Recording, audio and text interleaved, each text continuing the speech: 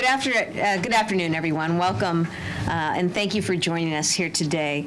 Here with me on stage, of course, are Mayor of Boston, Mayor Marty Walsh, who you'll hear from in just a moment, along with Julie Abramovich, who is VP of Software at IBM Corporation, Bob Rivers, Chairman and CEO of Eastern Bank, Sherry Jimenez, survivor and founder of the Eva Center, Lisa Goldblatt-Grace, Executive Director of My Life, My Choice.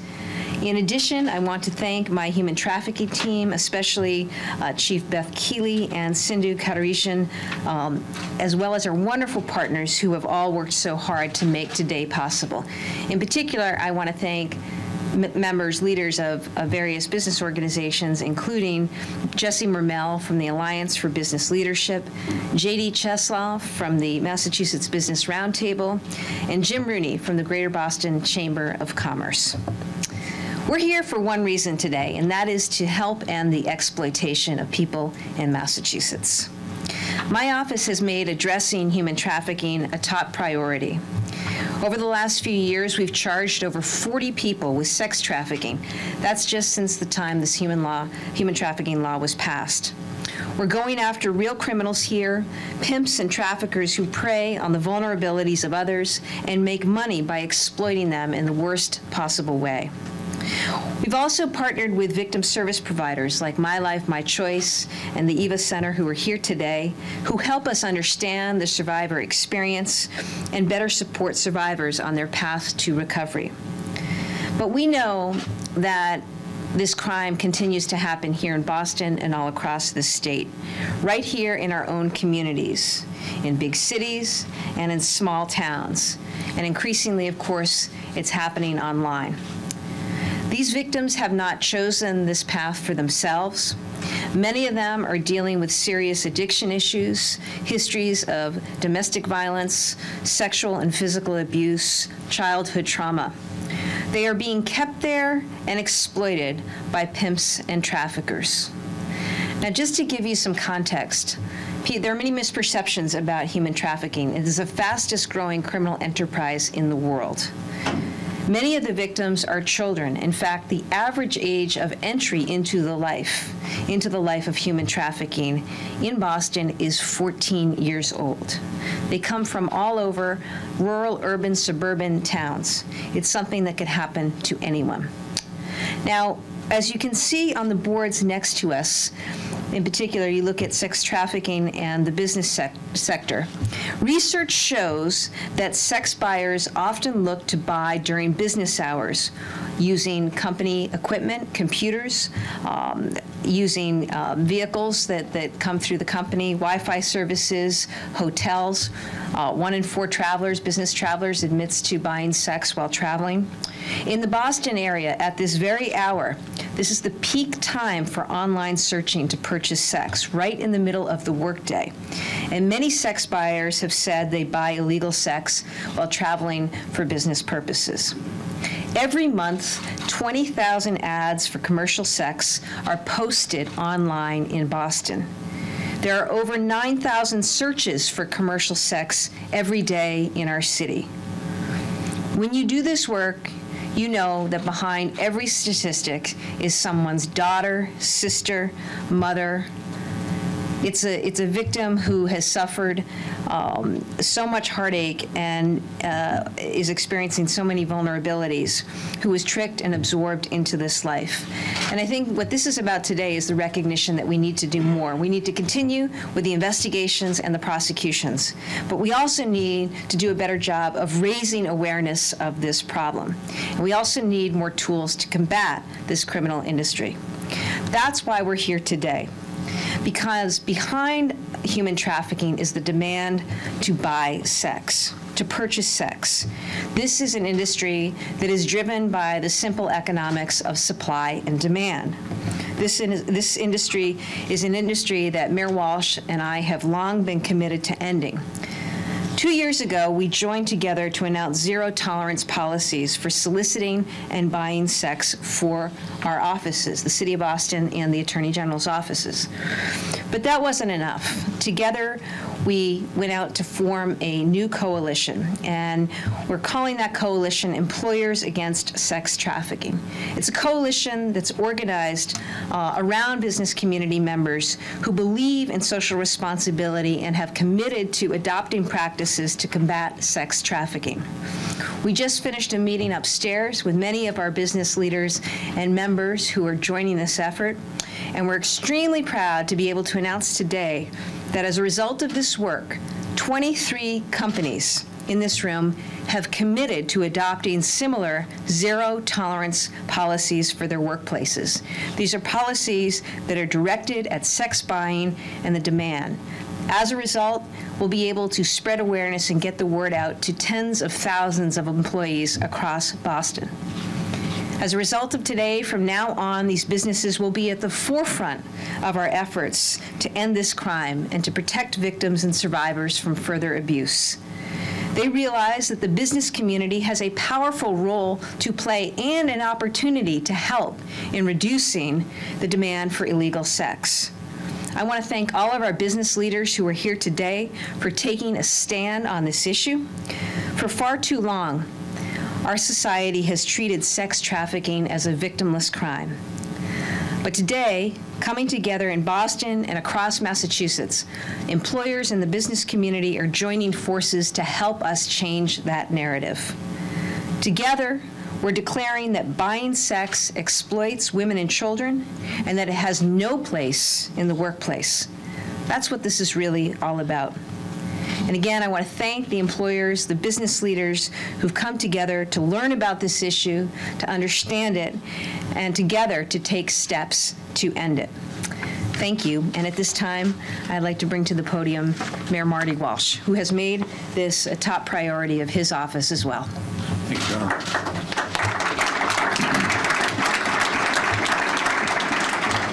Thank you, General Healey, and I want to commend the Attorney General and her incredible office for the great work they've done in the last 2 years here in the Commonwealth of Massachusetts and continue to do every single day. I want to thank you and everyone here. I also want to thank the employers who signed up, and hopefully we can get more employers in our city and our Commonwealth to sign a pledge as well as we move forward here, which we will after today. Everyone, I'm not going to mention everyone on the stage because we'll be here all day, but on the dais, but everyone behind me has done so much work, particularly in the area of sex trafficking, whether it's education or advocacy work. I want to thank them all. And the advocates in the room here, the people in the room who do the work every single day, the law enforcement, Attorney General's office, the District Attorney's office, the advocates, thank you very much as well for all your great work here in the city. This is an important moment in the fight against sex trafficking and exploitation here in Massachusetts. As you saw, 23 of our leading employers are stepping up to say they want to be part of the solution. Zero tolerance is a no-brainer. But it's important to go on the record to take concrete steps. Otherwise, things can continue to go under the radar.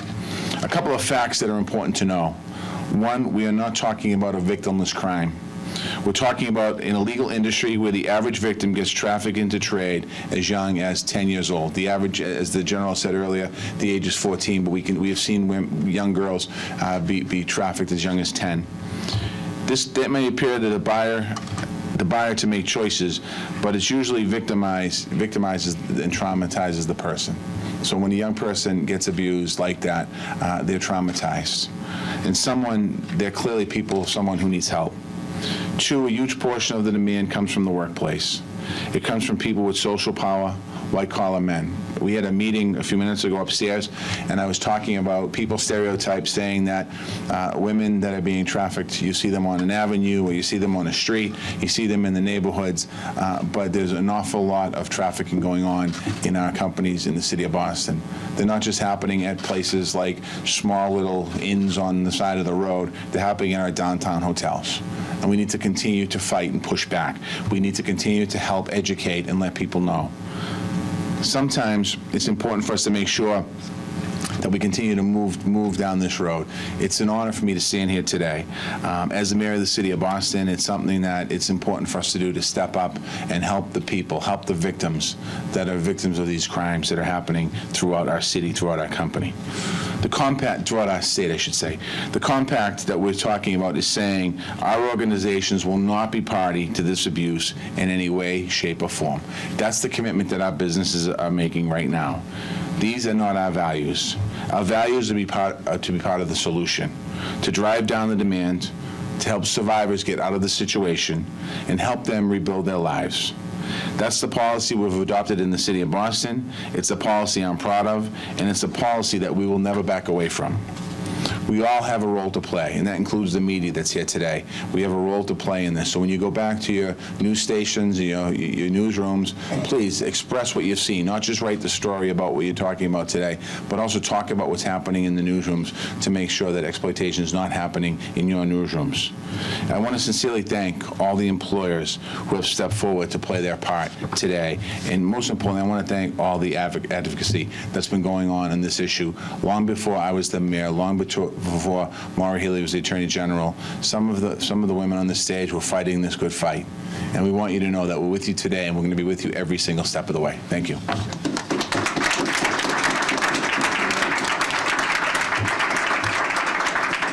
Terrific. Thank you, Mr. Mayor. And now I invite Julie Abramovich, who is VP of Software at IBM Corporation. Thank you. And thank you for the introduction, and thank you for your leadership, Attorney General Healey and Mayor Walsh, and for your leadership in this effort. At IBM, we are proud to stand with our fellow businesses and state leaders to help combat sex trafficking across the Commonwealth. In today's environment, where people of all ages are surrounded by technology and easy access to social media tools, we need to be more vigilant than ever to combat despicable crimes such as exploitation and trafficking. We need to tackle this challenge from all angles, which is why a collaborative effort such as this with businesses, government, and law enforcement that we're announcing today is so critical. At IBM, we've taken a strong stand against sex trafficking, much like my fellow colleagues here in the room. We have zero tolerance policy for this type of illicit behavior, and we make sure that every IBMer around the world who works for our company knows the strict policies against the exploitation of people here and across the globe. Because every person, no matter who they are, deserves to live and work in a safe environment.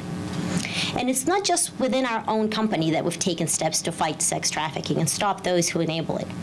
We've used our voice and our technological expertise to help eradicate sex trafficking more broadly across the country and the world. We're proud to have been one of the first tech companies to support and advocate for the Stop Enabling Sex Trafficking Act, otherwise known as SESTA, at the federal level in Congress, because we believe that internet shouldn't be a haven for terrible crimes. There can be a common sense measures and solutions such as SESTA that both protect innovation and also combat exploitation online. The legislation and the effort to get it enacted has roots right here in Massachusetts. It was because those in law enforcement, entertainment, business, and government advocated together, which resulted in that bill successfully passing in Congress earlier this year. And in under just 2 months since that legislation was signed into law, we've already seen bad actors prosecuted and websites shut down. That is a huge step forward. In addition to advocating for federal legislation, IBM provides time, talent, and technology to nonprofit organizations who work with law enforcement to help fight human trafficking for all forms of forced labor, including sex. These technologies help stakeholders gather, share, and analyze data and patterns. It connects the dots so that law enforcement, banks, and legal systems can be more successful. And we've convened data scientists and technological experts here and across the Atlantic to better examine and identify what measures can be taken to prevent and disrupt trafficking and keep vulnerable communities out of harm's way. Because we know these acts aren't confined to the United States only, a global challenge needs a global solution. With this announcement, together we're proving we're stronger, smarter, and more committed than ever to winning the fight against sex trafficking here in the Commonwealth. We're proud to join you in this effort and help bring justice to survivors of these horrible crimes. Thank you. Thank you. Thank you, Julia and IBM Corporation. I now introduce Bob Rivers, who is CEO of Eastern Bank. Thank you. Well, good afternoon. I greatly appreciate the opportunity to come and speak today about this critically important issue. When Mayor Walsh first asked if I would join a task force he was putting together to better understand and develop initiatives to address the scourge of sex trafficking, I was taken aback. After all, what did I know about this issue? What could I possibly contribute to this discussion? What could I do about it? As it turns out, a lot. Extensive research has determined the following regarding the buyers of sex. The overwhelming majority are white males who are married and from upper and middle and upper socioeconomic backgrounds, with 59% of them married or with a steady, intimate partner. Sources describe sex buyers from a variety of employment sectors, with the majority from white-collar professions working in the surrounding community where the purchase took place. And as the Attorney General pointed out earlier, the bulk of this purchase activity happens at 2 p.m., right in the middle of the workday. In short, it sounds a lot like a demographic that I know a lot about. Sex trafficking is driven by the demand for it, and that demand is driven in many ways by those in the business community.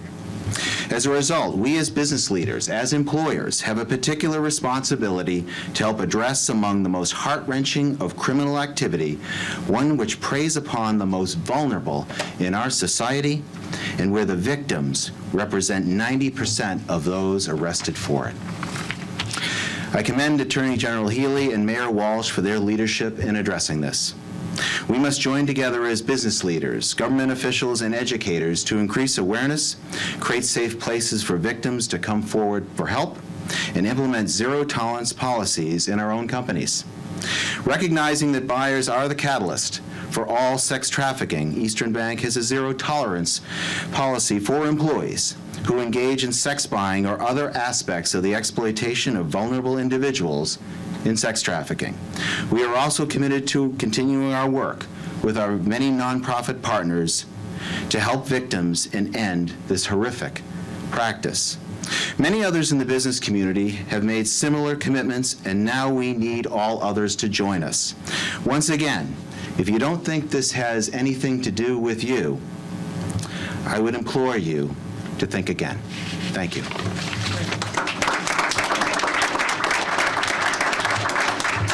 Thank you, Bob, and Eastern Bank. I invite now Sherry Jimenez, survivor and founder of the Ava Center, to come forward. Thank you. Good afternoon.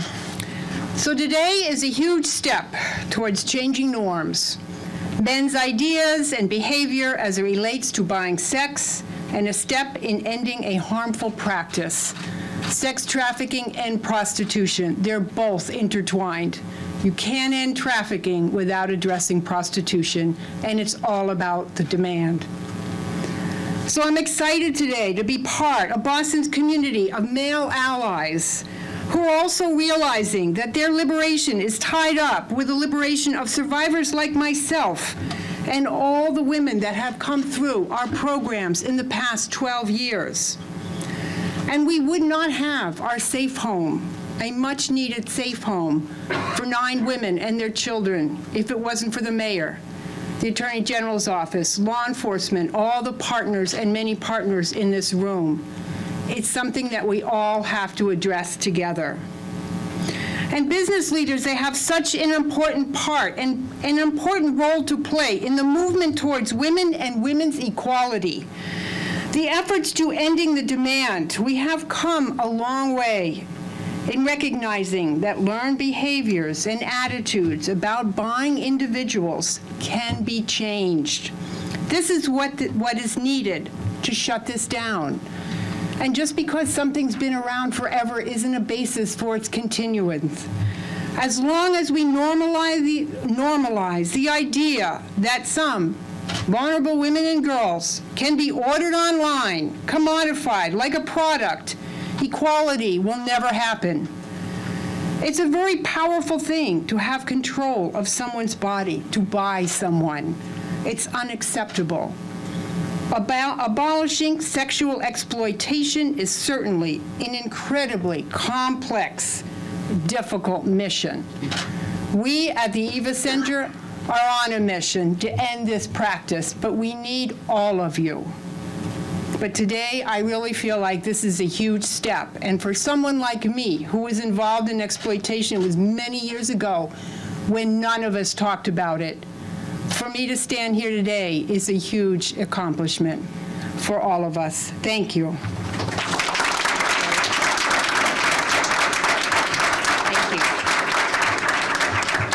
Thank you, Sherry, and thank you for the great, tremendous work that you do at the center. And finally, I'd like to welcome Lisa Goldblatt-Grace, Executive Director of My Life, My Choice.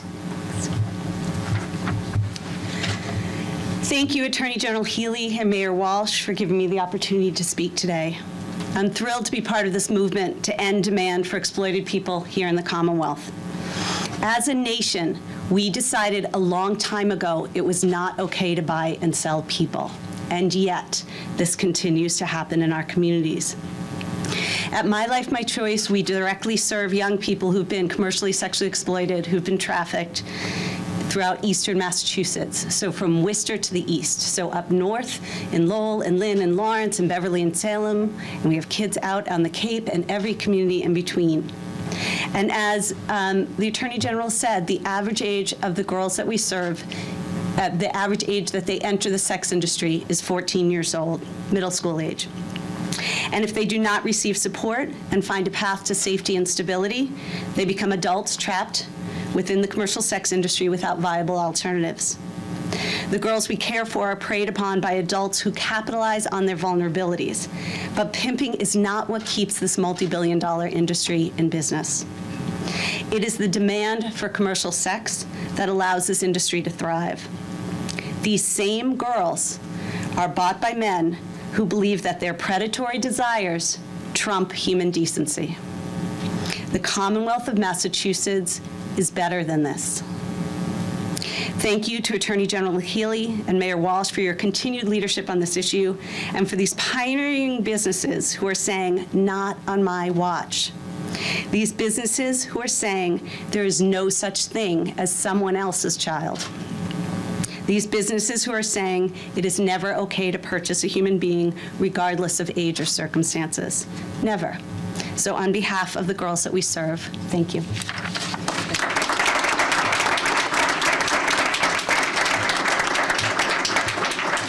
Terrific. I want to invite questions at this time on this topic. Could you talk a little bit about some of the specifics about what exactly businesses are committing to do that they weren't doing, 2 weeks ago? Yeah, well, it's a great question. And, what today is about, I think we who are in this law enforcement space and have been out there enforcing human trafficking laws, working to partner with survivor organizations, advocacy organizations, recognize that fundamentally we need to make sure that we're getting the word out, that we're raising awareness about the prevalence, the pervasiveness of this issue. I think that for us, this started a few years ago.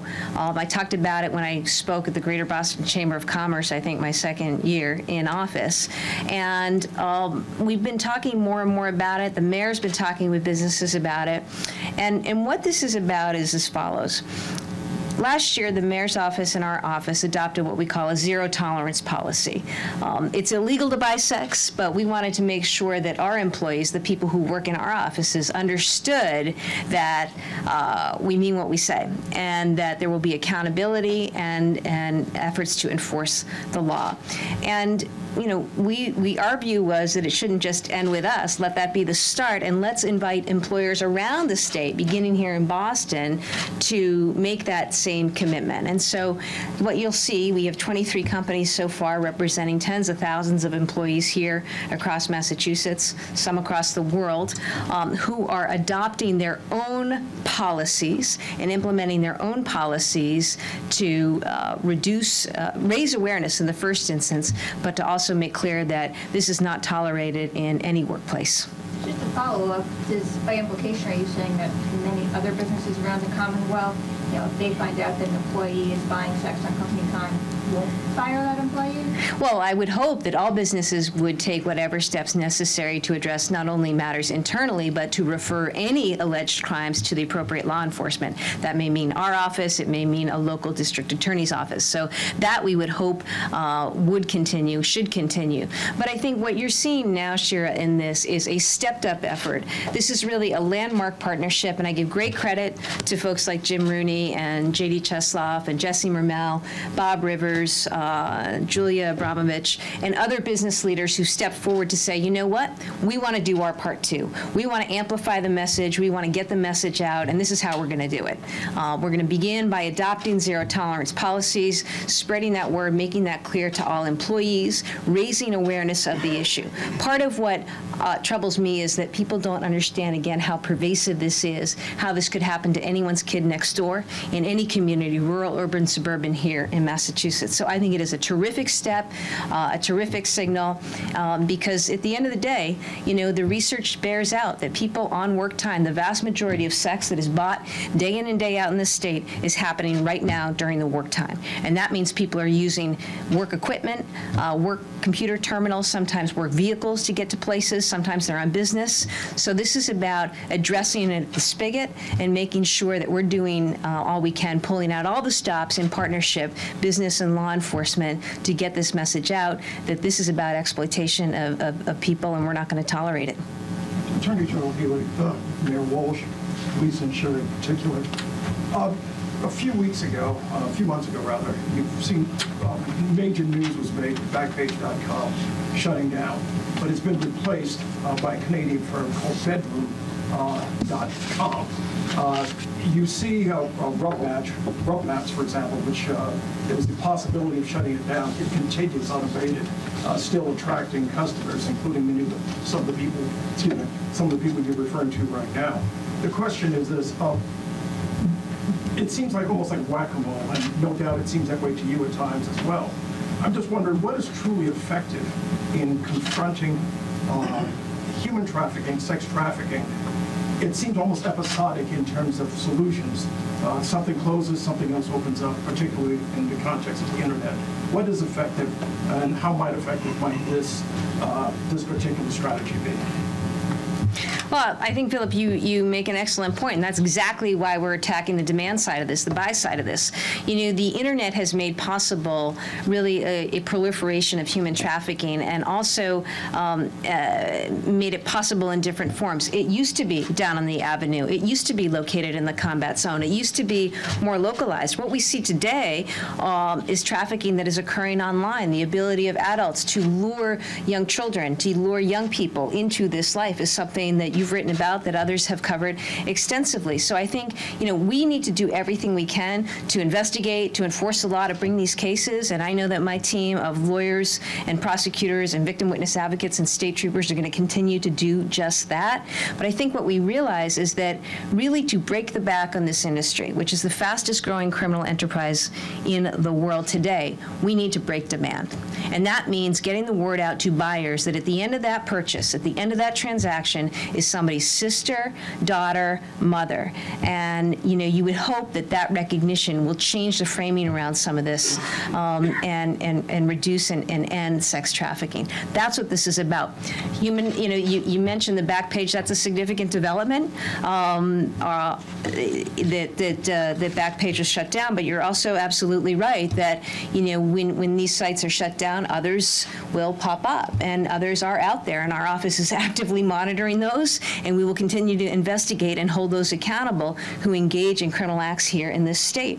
But I think, to me, what that underscores is the importance of coming at this from a different angle, raising awareness, getting the business community out there on the front lines with us in law enforcement to raise awareness and to combat this issue. That's what makes this partnership important. That's what's going to make the difference. Education, law enforcement, and raising of awareness is how we're going to get this done.